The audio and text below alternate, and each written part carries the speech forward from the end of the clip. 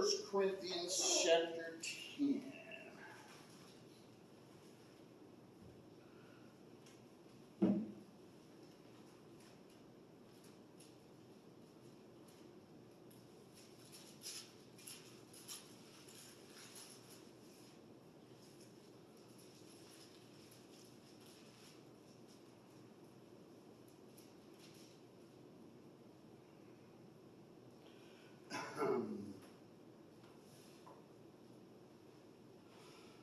We're going to be starting at verse 13.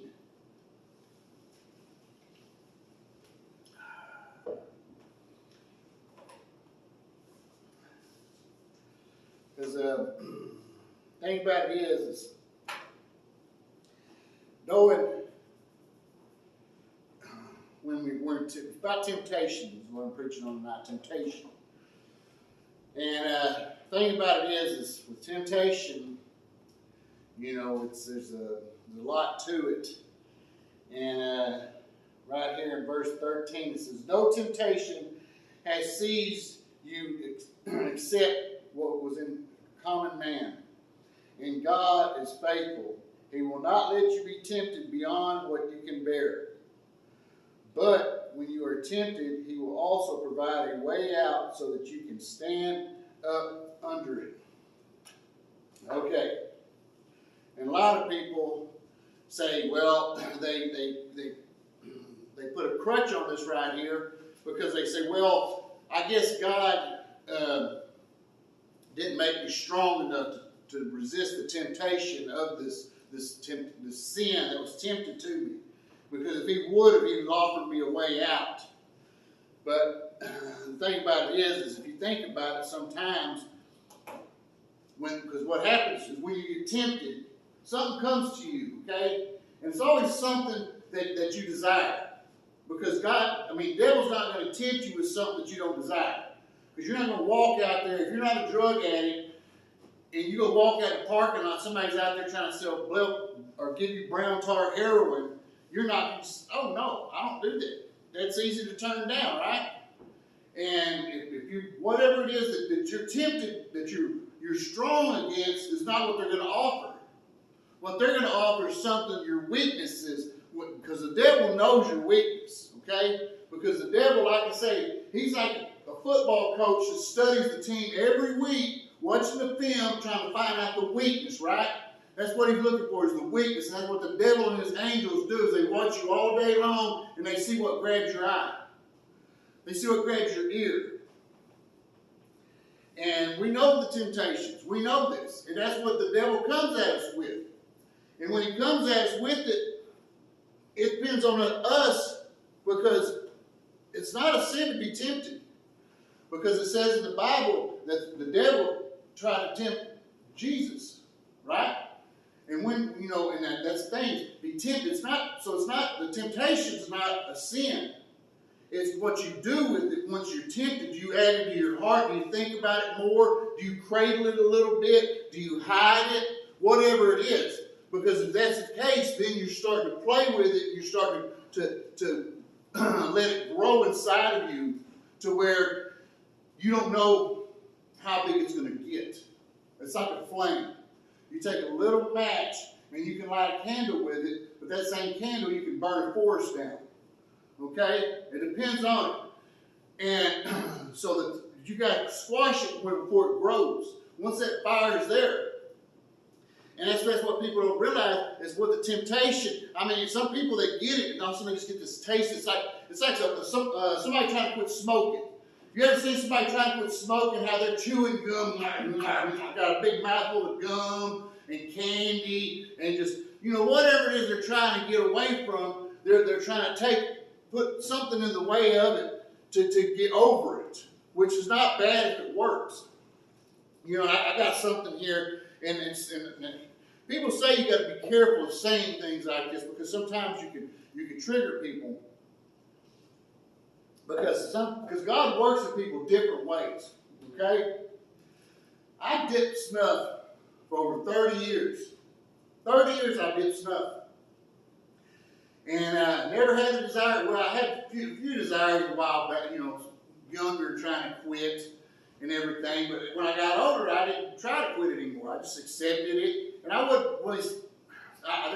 To me, there's different levels of dipping, and I wasn't the same level as some of the dippers I know. Some people live with a dip of snuff in their mouth. I wasn't that way. I mean, I was. To me, I don't know. I make a can last 2-3 days. Some people can dip 2 cans in a day. I never could. I never tried to. Never wanted to. Okay. And anyway. But I still dipped. I was stealing, and if I didn't take a dip, I could know it. You know, I'd get the withdrawal type stuff and everything else because nicotine, it's a drug. And well, anyway, one day I remember very distinctly, my son had a game in Shamrock, and Shamrock's a pretty good drive from here. And if you haven't ever been to Shamrock, you need to go there. It's a pretty little interesting town to go to. They dedicated to green and white, that's for sure, and little gas stations and everything. Pretty neat little town to go to. Bad football field to play at, though. The visitor stands were trash. But anyway, I remember we was going to go, and I always kept my snuff in the freezer because I'd keep it fresh. And I walked up to the freezer thinking, okay, I need to check and see if I need to buy some snuff before I go to this game. And I walked up to the freezer, and I was sitting there thinking, I thought, wait a minute. I had realized that I had been anywhere from 2 to 3 weeks without a dip of snuff. 2 to 3 weeks without a dip of snuff, and I didn't ever think about it. I never thought about it. I never tried to quit or anything else. God just took it away from me, just like that. I mean, I didn't even know I quit dipping until I looked in that freezer and realized that I hadn't had a dip in over 2 to 3 weeks. And I'm like, wait a minute, I ain't dipped at this football game, that football game. And I thought, well, I guess I quit dipping. I could have easily picked it back up, but God had taken it away from me. And people say, be careful how you say it to people, because some people are alcoholics and say, well, I'll just keep drinking until God takes it away from me. No, that ain't the way it works, okay? But He took it away from me, and I've never dipped since then. I'm around a lot of dippers and everything. Sometimes I look at it, it kind of looks tempting. But then I realize, if you ever known anybody that takes the first dip, what's the first thing they do? They get sick. I mean, it'll make you sick. I don't care if you dip for 40 years and you go 2 weeks without dipping, you take a dip, your head starts to get dizzy, and anyway, I'm like, I ain't never going back to it because I don't want to go through that sickness. And plus, why break God's word? You know, what something God blessed me with. But that temptation was, like I say, something that God took away from me, and I prayed for it before. I prayed for Him to get me to stop dipping, and it was in His time. It was in His time that He took it away. And like I say, but now I see the temptation now, and I know, but I'm not tempted by it anymore. See what I'm saying? Because I don't crave it. And that's what the devil comes at us with, the stuff we crave. Because like when King David was tempted, what did he come at him with? A woman bathing on the rooftop. Did David jump on it? He did. Hook, line, and sinker. Hey, go get that woman. He didn't think twice about it. He didn't try to negotiate with God. He just, that's what I want, that's what I'm going to do. That was his temptation level. All you had to do is show it to him, he'd jump right aboard. There was no willpower against him, but the thing was God gave him the power to say no, but he chose not to, okay? And it's the same way that sometimes temptation can come different ways too, different forms, different shapes. Shadrach, Meshach, and Abednego. They could have been tempted to just bow to Nebuchadnezzar's statue and not have to be thrown in that fire. But what did they do? They're like, no, you're not tempting me like this. This is you might burn me, but I have my God. They stuck true to God. They didn't get tempted by the burning of the fire.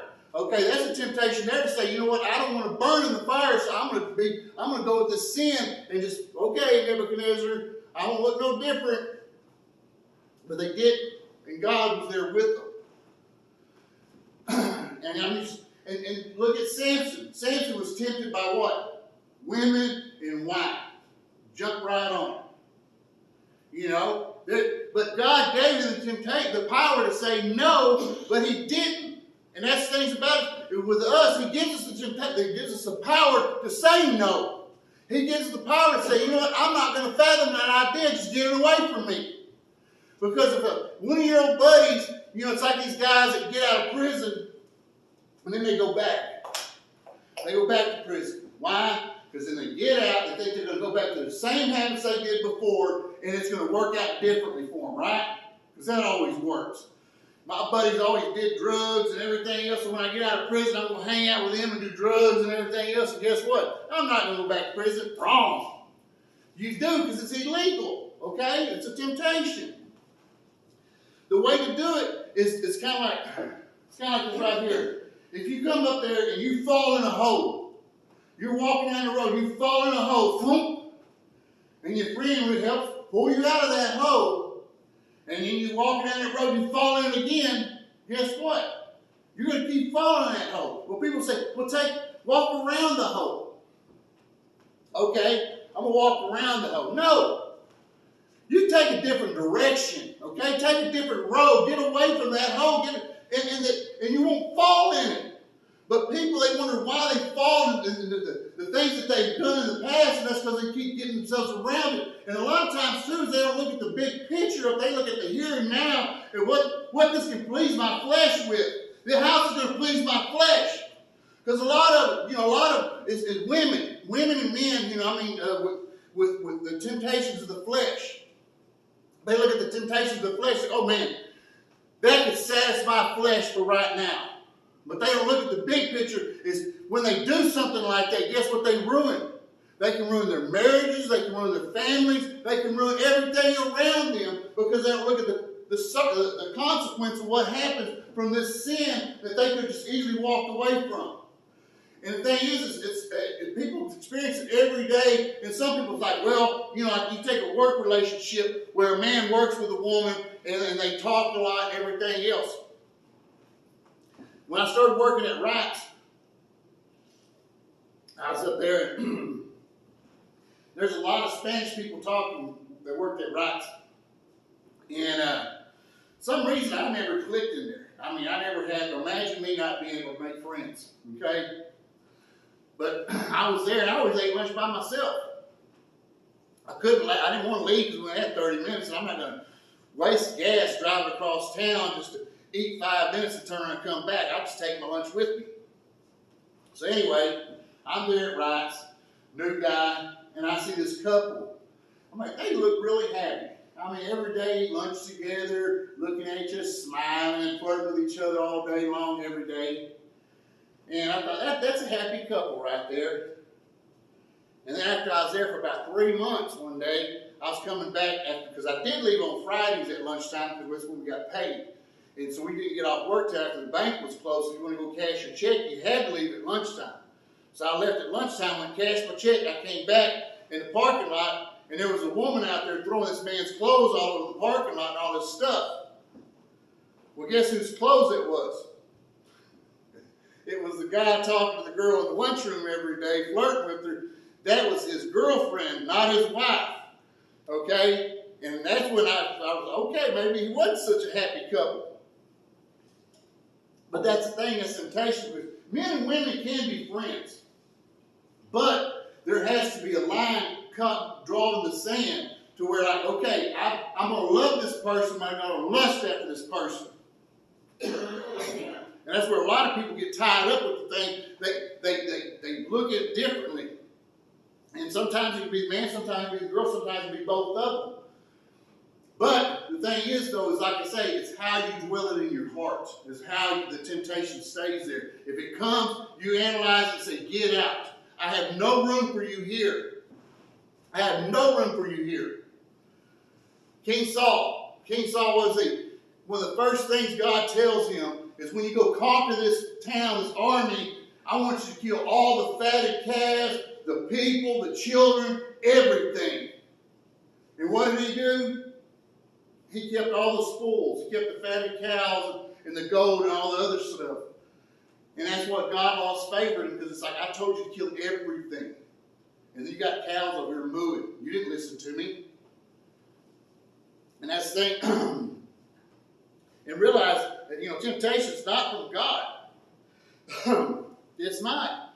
But God allows the devil to come at you to tempt you. And to me, it's a way to do it because it's like a parent. You know, when you ever use a child, I don't know if you've ever like this in your situation, but when you use a child, and I'll tell you a quick story. Another one. I was little. I was about 8 years old, I think, 8. And Vernon, when it rains down there, the streets flood. The streets flood down there. And all my buddies, you know, I woke up that morning, I was sick. And my mom, I'm not trying to downplay my mom, okay? My mom was a single mother raising 4 boys, and she couldn't miss work, okay? Because back then, you know, they held people accountable for their work. You know, if you started missing work, you didn't have a job very long. And, well, anyway, so my mom told me, she said, okay, you're sick. You're staying home. I don't want you leaving this house. You stay here by yourself, because I've been by myself 5 times before. But she said, I want you to stay here in this house by yourself, but don't leave until I get home. Okay, Mom. She leaves. I'm watching TV. About 1 o'clock, where a big old rainstorm hits Vernon. It's raining and everything else. About 3, 4 o'clock, the rain is lined up and the sun come out. And all these streets are flooded. Well, me and my buddies had little boats that we play with. We get these little plastic boats and go there and put them in let them run down the curb, run down and pick them out before they go down the drain. I'm sitting there with my buddies, boy, and I'm like, okay, I got to be back before 5:30. My mom comes up at 5:30. When you're 8 years old, how well are you reading time? You don't even have a watch. I'm sitting there and I'm looking down from my boat, and all of a sudden I looked up, there's a big old wood panel station wagon sitting right there with my mom in it. And she got out, and she would come walking over there to me. Guess what I realized? I realized that she told me, do not leave this house. But I heard that rain, I heard my friends, and I heard the temptation of going outside. And guess what? I threw it all away to go outside and play. And when I did, when I seen that wood panel station wagon pull up, you know what I had in my heart? Fear. My mom did not hold back a spanking, okay? And I said kindly. She didn't call it a spanking. And she jumped out, yanked out my shorts and my underwear in front of all my friends and spanked me right in front of all of them. And the whole time I'm like, what am I saying? I'm sorry, Mom, I'll never do it again. I'll never do it again. Yeah. Is that how we do with God? With God, we mess up. We take something in our life and we mess up so badly. And then we're paying, we got the consequences now we got to pay for it. Okay, you should, now the repercussions of your actions have come into play. And now you got to sit there and you got to say, you know what? I'm sorry, God. I'm sorry that I fell short. I didn't listen to you. Because like I say, the devil stays in your ear all the time. And when he's telling you, he's saying, oh, it's not so bad. It's not so bad. It's not so bad. Go ahead and do it. Go ahead and do it. And he's like this friend that's trying to coax you into it. And then when you do it, and then he's like, oh my goodness, you don't love God. You don't love God because if you did, you just disobeyed him. How could you do that? That's the kind of friend the devil is when he's trying to throw sin on you. He's always trying to tempt you, always trying to get you into trouble and everything else. And it's us that get ourselves into it. We listen to him. We dabble in the stuff that God says not to do.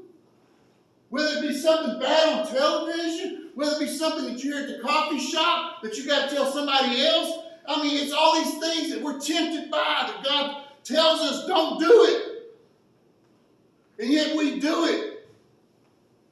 Even Paul says, I hate the things I do. I do the things I hate. And I don't do the things I love. Paul, the great disciple, says this.